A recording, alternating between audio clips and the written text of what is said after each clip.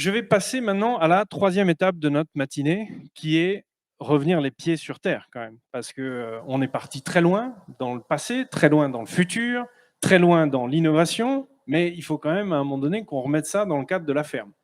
Alors on accueille trois spécialistes, puisque c'est nos agriculteurs du jour, et qui ont chacun une dimension un peu particulière dans leur ferme, avec une vision un peu différente.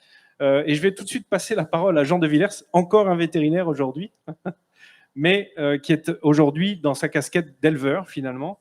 Jean, tu vas nous parler un peu de ton expérience de numérisation, de digitalisation et d'utilisation des nouveaux outils. Merci Léonard, bonjour à tous et à toutes. Tu as parlé, tu as fait un peu d'historique. Je me permettrai peut-être de commencer par là, parce qu'en 1987, avec quelques anciens, dont Jean-Yves, nous avons démarré le suivi de fécondité et démarré l'informatisation à l'époque et la collecte de données dans les fermes. Donc j'arrivais dans une ferme avec mon portable, j'encodais, le fermier me disait j'ai assimilé telle vache, c'est la vélée, il avait des papiers, il avait un tableau, il avait 36 choses. Enfin, ça veut dire que c'est l'origine. Pourquoi est-ce qu'on avait démarré ça à l'époque? C'était essentiellement pour améliorer les performances de reproduction. Et donc, je disais ça parce que dans le cadre de l'exploitation que nous avons créée alors entre-temps, avec mon épouse et les trois fils maintenant, il est arrivé un autre problème, c'est que lorsqu'on travaille à plusieurs, si on n'a pas une collecte de données limpide, c'est le brol, comme on dit à Bruxelles. Donc, ça a été la deuxième motivation, et ça peut la deuxième partie de ma carrière. Il y a une quinzaine d'années, lorsque les fils sont rentrés à la ferme, on était déjà informatisé en matière de suivi. Il s'est avéré qu'il fallait trouver un moyen de transmettre et de faire en sorte que l'information circule bien. Alors, donc, on a démarré avec les boucles électroniques en ovin, puisqu'on a une ferme de polyculture élevage avec du blanc-bleu, des ovins et assez bien de culture. On a commencé avec les boucles électroniques il y a plus de 10 ans en bovin. Et donc, toute la gestion du troupeau, et j'estime que la tenue d'un inventaire de manière confortable et précise en ovin caprin ne sait pas se faire sans boucle électronique. Quand on lit des numéros de boucle en chargeant 10 agneaux dans une remorque, on se trompe une fois sur 10. Ou alors, il faut passer toutes les boucles avec une brosse à dents. Donc, ça, c'est la première étape. La deuxième étape, lorsqu'on travaille à plusieurs et qu'on doit surveiller les vélages comme en blanc-bleu, le vétérinaire que je suis était appelé tous les moments du jour et de la nuit, parfois même en étant en famille en catastrophe.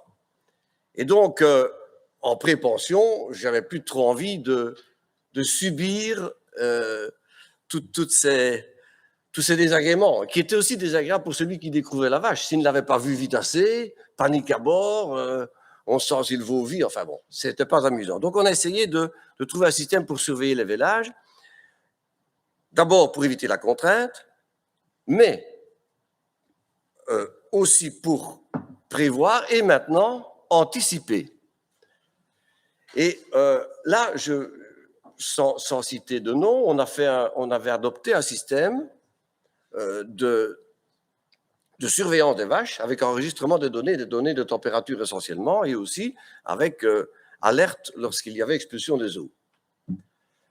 Bon, ça a posé un peu des problèmes et on est revenu à une prise de température. Mais le fait d'avoir utilisé, ça c'est quand même quelque chose d'assez extraordinaire, le fait d'avoir utilisé la technicité a permis à l'humain qui a repris la main de le faire mieux, et beaucoup mieux. Donc, à 7 heures du matin, j'ai un SMS de la personne, la première qui passe dans l'étable, et qui prend les températures de toutes les vaches qui sont susceptibles de véler. Évidemment, avec toute la banque de données, l'échographe, etc., on a les dates précises.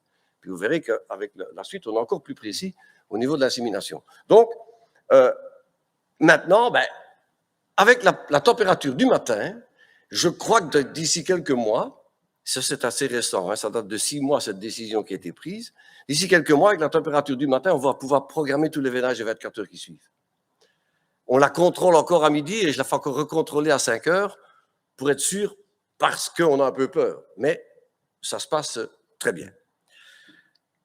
Troisième élément, c'est la surveillance des chaleurs. Donc, quand on a élaboré ces programmes-là, on disait, avec Christian Hansen à l'époque, pour surveiller correctement les chaleurs, 3 fois un quart d'heure par jour, hein, ou 20 minutes. 3 fois un quart d'heure ou 20 minutes par jour, c'est quand même assez costaud. Donc, comment est-ce qu'on fait pour faire avancer ça? C'est bien la technologie, mais il faut... Voilà. Il faut que tu appuies sur la flèche. Donc, nous avons alors adopté, il y a 4 ans à peu près, le système HCR, donc le SenseUp, qui est commercialisé, pour ne pas faire de publicité, par Ellevio. Et la démarche initiale, c'était la surveillance des chaleurs et optimaliser le moment de l'insémination. Alors, c'est un outil, voilà le genre d'image qu'on a quand on veut, mais généralement, je regarde ça le matin au petit déjeuner. Et donc, à ce moment-là, on voit les vaches qui doivent être inséminées et à quel moment optimal, vous voyez avec la petite flèche noire, que la 48-16, au moment où l'image a été prise, elle est en fin de période optimale d'insémination et la 1989, elle est à peine bonne à inséminer.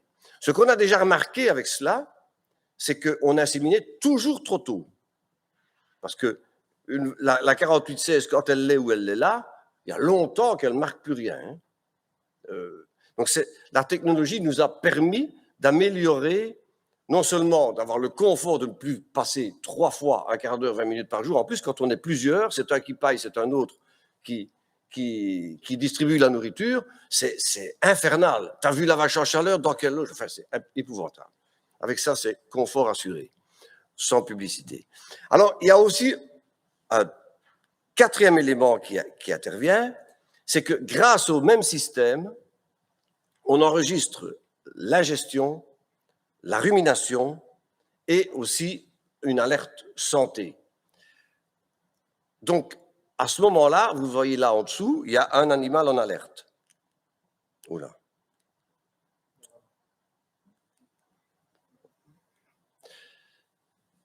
Ça, c'était pour l'illustration de la chaleur. Donc, vous voyez la petite ligne du dessus, c'est la rumination, ça oui, c'est la rumination, la gestion est plus bas. Et vous voyez l'activité, et vous voyez l'endroit où l'activité grimpe en flèche. Ça, c'est une vache qui est en chaleur. On a le graphique en plus. Pourquoi est-il important d'avoir le graphique? Parce que d'une part, il vous donne l'intensité de la chaleur, on va le voir plus tard, et d'autre part, il vous permet aussi de situer si l'intervalle de chaleur, de manière visuelle, si l'intervalle de chaleur, pour autant qu'il y en ait un, est normal ou pas, régulier ou pas. Voilà une vache qui a des intervalles de chaleur tout à fait irréguliers, vous le voyez. Et la dernière, elle est beaucoup trop peu démonstrative. Une vache comme ça ne sert à rien à l'inséminer, on jette la dose. Donc il faut alors que le vétérinaire intervienne pour savoir quelle en est la cause. Je vous disais ingestion, rumination, etc. On a fait aussi avec un étudiant, mais c'est quelque chose qui devrait être prolongé, un étudiant qui a fait un TFE sur l'impact du vélage et de la césarienne sur la rumination, sur la gestion et sur la santé de la vache. Et vous voyez ici, le jour de la césarienne, c'est le cru. Il y a des vaches qui ne marquent quasi rien, et on va peut-être pouvoir aussi, dans le cadre du bien-être animal, voir quel est l'impact. Ce qu'on a déjà pu constater de manière assez empirique, sans pouvoir le justifier de manière très scientifique jusqu'à présent, c'est que les vaches pour lesquelles on anticipe la césarienne souffrent moins que celles qui jettent les os et qui se préparent normalement. Alors voilà, ça c'est celle qui est décédée hier matin. C'est une bête qui a eu une torsion de matrice, césarienne, chipotée, enfin voilà. Voilà le genre de graphique qu'on a. Celle-là, il n'y avait pas besoin de l'appareil pour la voir. Hein. Par contre, oui, ça c'est le résumé, mais ça, on ne va pas entrer dans ces détails parce que c'est trop compliqué pour expliquer. Par contre, ce qu'on a régulièrement, c'est une bête qu'on ne voit pas dans le troupeau, qui arrête de manger, et on a déjà eu 3 cas jusqu'à présent, avec une suspicion de corps étranger, on met un aimant, le lendemain, on remange. Donc, c'est une manière aussi de pouvoir bien suivre son troupeau. Alors, je termine. Je crois que tout cela, en rapport aussi avec ce qu'on a entendu ce matin, quand certains ont des craintes que l'éleveur ne soit pas maître de ces données, moi, je n'en ai absolument aucune, je vous dis franchement.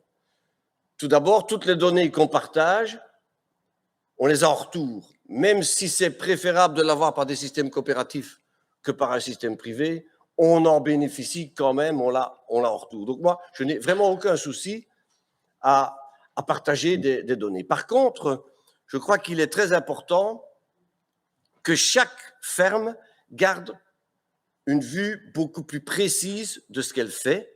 Et là, je ne suis pas apte à le faire, mais la jeunesse est capable de le faire et les fils le font.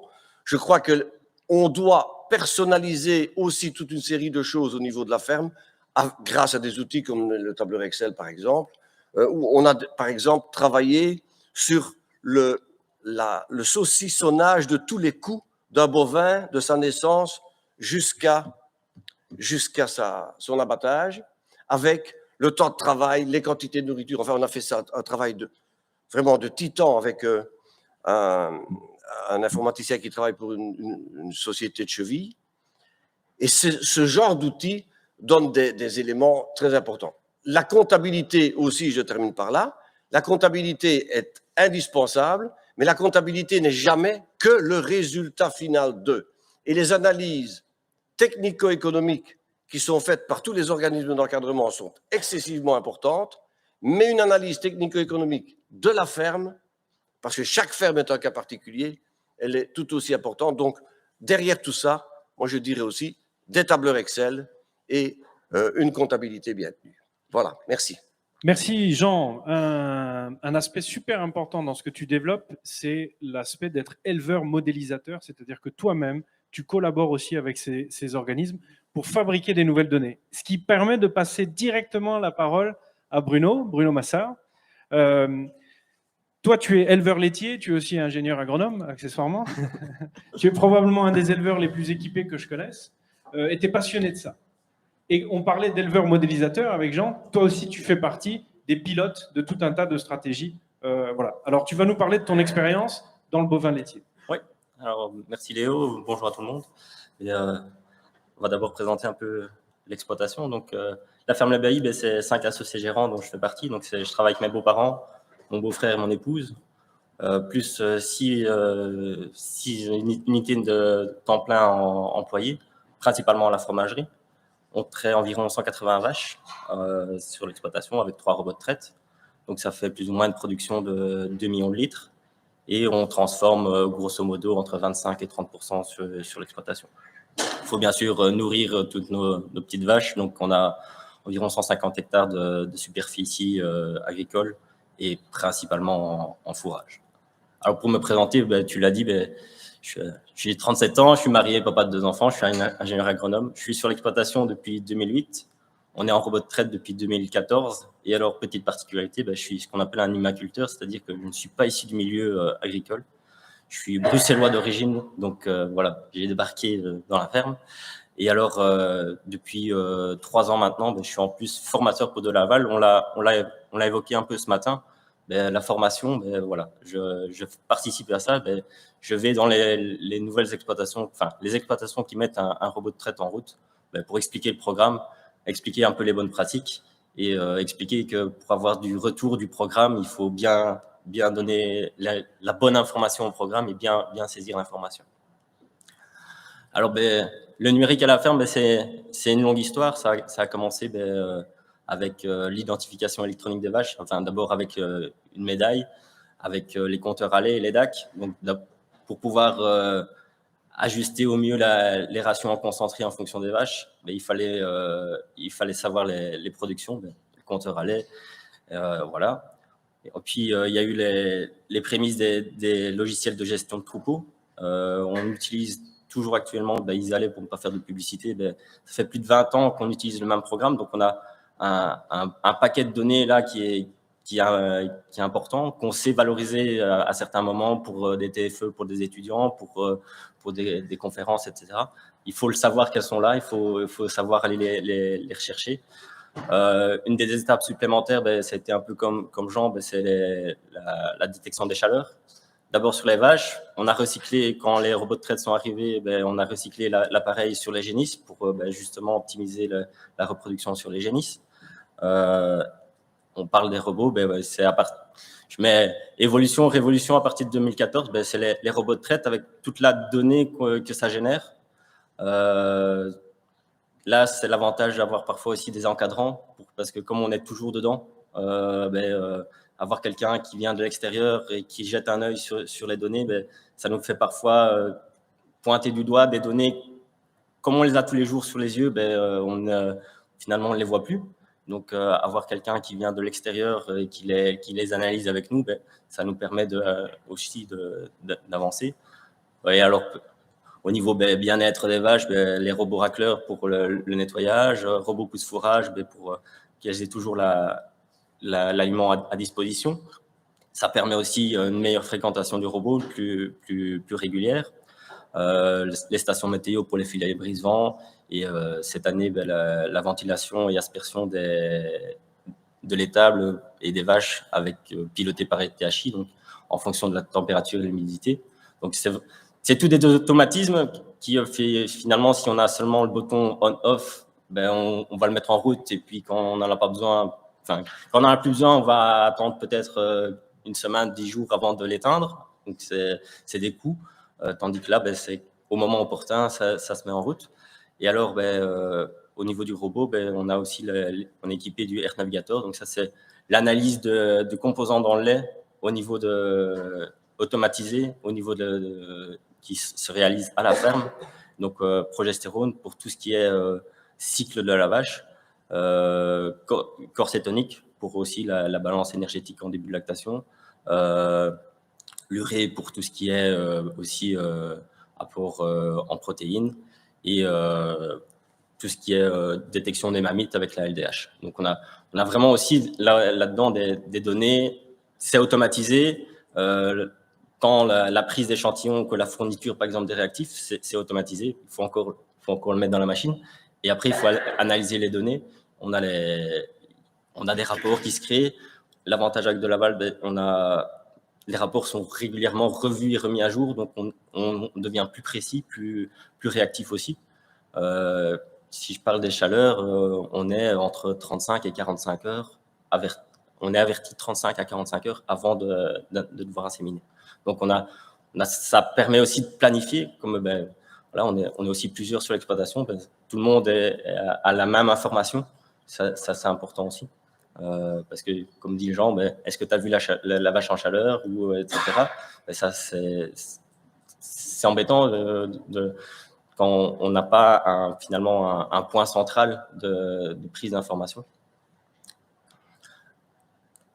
Et alors, toutes ces applications, ça va aussi avec l'utilisation du smartphone. Donc, ici, principalement, j'utilise MyFarm. Donc, ça, c'est la consultation de toutes les données du troupeau en temps réel, combien les vaches produisent sur les dernières 24 heures, combien la vache un-t-elle a produit. C'est vraiment de la consultation. À la limite, on peut partager ça avec des encadrants où tous les membres de l'exploitation peuvent avoir accès à la même information. Donc, on peut l'utiliser pour aller chercher les vaches en retard, etc. On a aussi, c'est le côté négatif un peu des robots, c'est les alarmes. Donc, il faut être averti quand le robot ne fonctionne pas. Et donc là, c'est l'application AMS Notifier qui permet d'être averti. Et chacun à son tour, on peut prendre l'alarme ou seulement une personne et on peut filtrer aussi, parce qu'il y a des alarmes, il y a des informations. La nuit, je n'ai pas besoin de savoir qu'il y a une vache, qu'il y a un bidon de produit qui est vide. Donc tout ça, on peut paramétrer. Une application qui est peut-être pas guère à utiliser, c'est l'application Rendac, mais au moins on peut le faire tout de suite au moment où on ramasse le cadavre de la vache. faut pas besoin de noter sur un papier le numéro de la boucle, penser à quand on rentre à la maison à téléphoner, etc. On le fait de façon immédiate. Puis pour faire plaisir à l'Arcia, cerise mobile. Bien que, comme moi, en tant qu'éleveur robot, il y a toujours le PC qui est pas loin. Je l'utilise de temps en temps, mais l'application web est plus utilisée que l'application mobile. Et alors, ça va aussi avec les robots, c'est pouvoir se connecter de façon sécurisée aussi au PC. Parce que si on n'a pas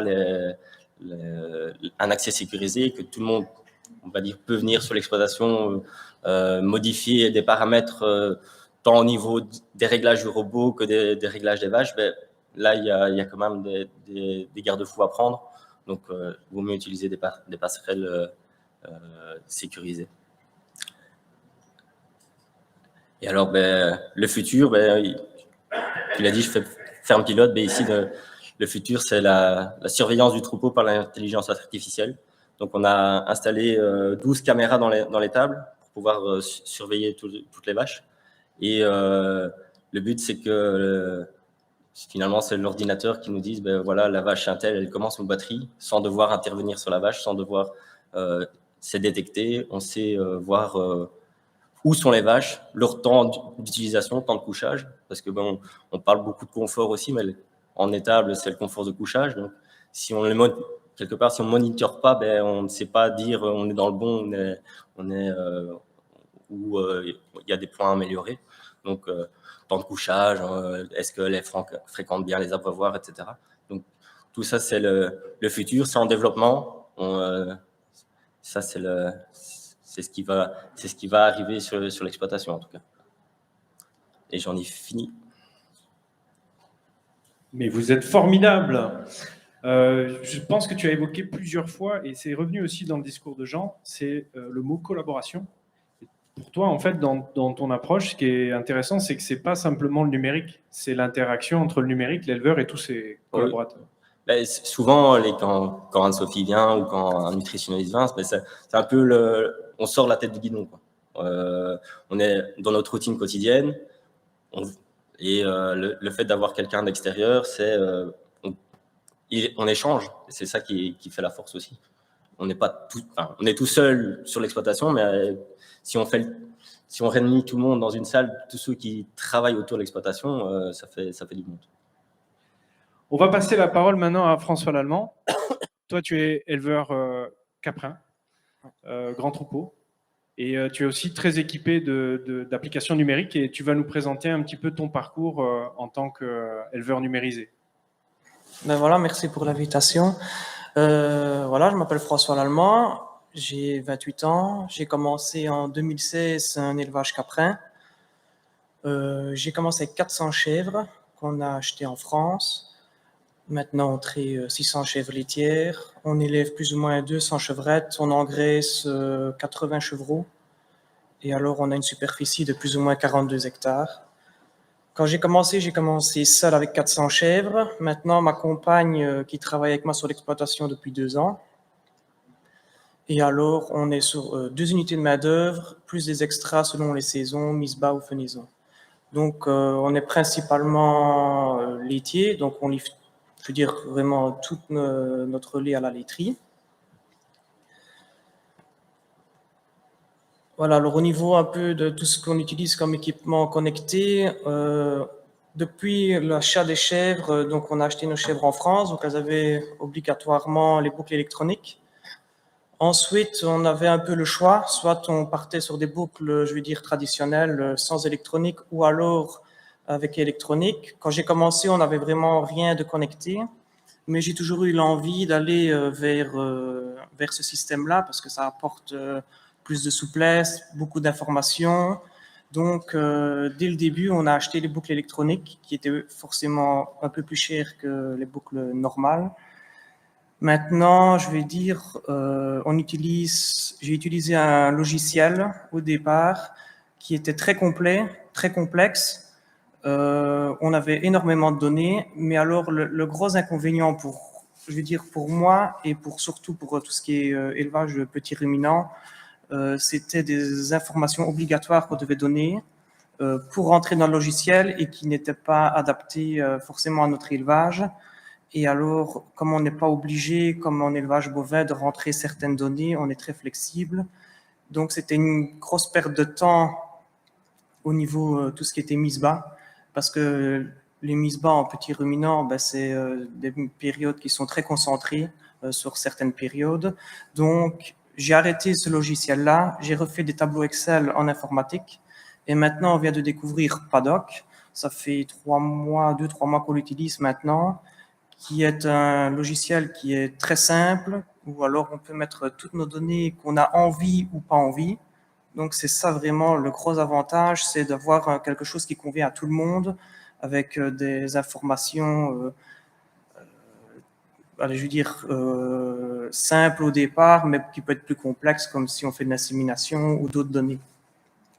Maintenant, on utilise un lecteur de boucles, parce qu'avant, ben, on écrivait avec une feuille papier, bloquer les chèvres et noter, et qu'on avait enregistré tout, ben, il nous manquait un numéro, donc c'était vraiment la misère. Ou alors il y avait une boucle qui était perdue, ou voilà, c'était très très compliqué, ça prenait beaucoup de temps, il fallait être à 2 voire 3, et souvent ben, on confond un chiffre avec un autre, et il faut recommencer et tout, mais bon, quand on a 10 chèvres, ça va, quand on en a 600, ben, c'est un peu plus compliqué. Donc maintenant, on a fait l'acquisition du lecteur, qui est vraiment très simple, très efficace, et qui permet vraiment d'avoir un inventaire qui est toujours à jour et qui a, entre guillemets, plus d'erreurs, je vais dire ça comme ça. Après, les inconvénients, je ne vais pas dire que c'est vraiment un inconvénient, mais si on a de la rigueur dans un élevage, ben, c'est de le mettre à jour régulièrement.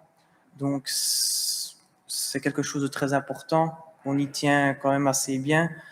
Donc, je ne sais pas vraiment si c'est un inconvénient ou pas, mais bon, voilà, il faut une rigueur. Quand tu as une bonne rigueur dans un élevage, toutes les données sont bien collectées, alors on peut en tirer le meilleur profit. Après, je veux dire, ça, c'est vraiment le robot d'alimentation. C'est un peu sur la base d'un élevage, je pense, entre guillemets, parce qu'il y a tellement de paramètres qui rentrent en compte. Mais ici, depuis 1 an, on est parti sur un robot d'alimentation pour nourrir tout le troupeau. Donc, les chèvres laitières comme les jeunes bêtes. On était avant sur un système très simple, un bac à grains, des rouleuses. Ça ne demandait pas énormément de temps, mais alors ça demandait, il y avait beaucoup de problèmes au niveau de la quantité de grains donnés. On n'avait pas ces données-là que les chèvres, l'ingestion, c'était nourri 2 fois par jour. Donc parfois, soit elles ne mangeaient pas assez ou elles mangeaient de trop. Donc ici, on a choisi d'alimenter ça. C'est nourri, je vais dire, entre 4 et 6 fois par jour, toutes les chèvres. Elles reçoivent des petites rations, toujours du frais. Je veux dire, le robot scanne aussi les refus. Donc, on sait dire l'ingestion, pas par chèvre, mais par lot, parce qu'en chèvre, dire on travaille par lot, on travaille pas en individuel. Donc, on sait dire exactement l'ingestion de chaque lot pour les chèvres. C'est un gros gain de temps aussi, parce que le robot, il travaille jour et nuit. Il repousse toutes les heures. Donc, les chèvres, il n'y a plus de concurrence à l'auge non plus. Les plus fortes vont manger évidemment en premier, mais comme ils soignent 4 à 6 fois par jour, je veux dire les chèvres qui sont un peu plus sur le côté tout ça ont toujours une alimentation adéquate et en quantité suffisante. Après le logiciel, toutes les données sont enregistrées. Donc ce qui m'a permis aussi d'avoir comme référence, c'est surtout avoir les quantités de stock qu'il faut fournir sur l'année, donc tout ce qu'on doit produire. On a nos objectifs avec le robot, on sait combien est-ce qu'il soigne par jour de kilos. Ça nous permet aussi de voir un peu avec les années si on doit acheter plus d'une sorte ou de l'autre, et aussi de pouvoir mélanger toutes les matières premières sur la ferme, parce qu'on essaye de produire un maximum de fourrage sur l'exploitation et puis après de complémenter alors par des concentrés. Mais le principal, c'est vraiment mélanger plusieurs coupes pour alimenter les chèvres et avoir moins d'intrants en achetant divers produits. Ben voilà, alors les avantages, on avait le gain de temps, parce que bon, ici, je veux dire, niveau travail, ça me 10 minutes par jour sur le logiciel pour voir un peu les données qu'il a récoltées, voir si tout le monde mange assez ou pas assez. Il n'y a plus de concurrence à l'auge, vis-à-vis que, évidemment, comme ils soignent régulièrement. Les rations sont vraiment bien équilibrées. Moins de gaspillage, ça c'est quelque chose de très important parce que ici on rend compte qu'avec le robot, ben, comme ils soignent tout le temps du frais, les chèvres ont tout le temps à manger à volonté et en petite quantité, donc il n'y a plus de gaspillage ou de fourrage qui, entre guillemets, sèche sur l'auge, donc ce n'est plus appétant. Une meilleure gestion des stocks. Et alors, l'information, ben, ça c'est via le logiciel. Bon, les inconvénients, ben, c'est comme toute électronique, ben, c'est les pannes de courant ou tout ce qui est alarme pour des petites bêtises, on va dire ça comme ça. Donc là, on a un peu un visuel du bol et de la cuisine qui prépare alors la nourriture. Ensuite, on a aussi investi dès la première année dans des dalles à lait. C'est vraiment une machine exceptionnelle parce que ici, je veux dire, tous les petits sont nourris à volonté. C'est vraiment un gain de temps énorme parce que en sachant que dans les mises bas, pour tout ce qui est chèvre ou mouton, en tout cas pour ma part, on est sur plus ou moins 320 vélages mises bas sur 2 mois, dont 2-3 semaines vraiment très intenses. Donc ça permet d'avoir du lait toujours chaud et frais et pas de concurrence à la buvée puisque c'est en automatique, ils ont du lait à volonté jour et nuit. Donc, les plus faibles savent aller boire après les moins faibles, après ceux qui sont plus en forme, mais qui ont toujours du lait à chaud et à bonne température. Ensuite, les inconvénients, ben, c'est la même chose. Hein. Le problème, c'est que s'il y a un manque d'eau ou quoi, ben, ils se mettent en sécurité, les animaux n'ont plus à boire. Nous avons aussi investi dans un système d'éclairage LED avec programme lumineux selon les groupes, parce qu'on travaille sous forme de 3 groupes. On a des groupes de lactation longue, des chèvres en production et les chevrettes. Les programmes lumineux nous servent surtout pour la période de saillie, où nous mettons en place des journées longues ou des journées courtes selon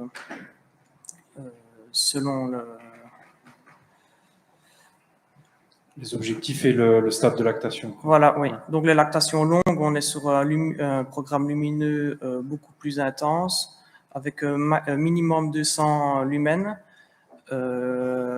Et alors, ça permet d'avoir une production aussi qui est soutenue au niveau du lait. Bon, on a parlé un peu du confort animal, que je pense, à mon sens, qui est très important.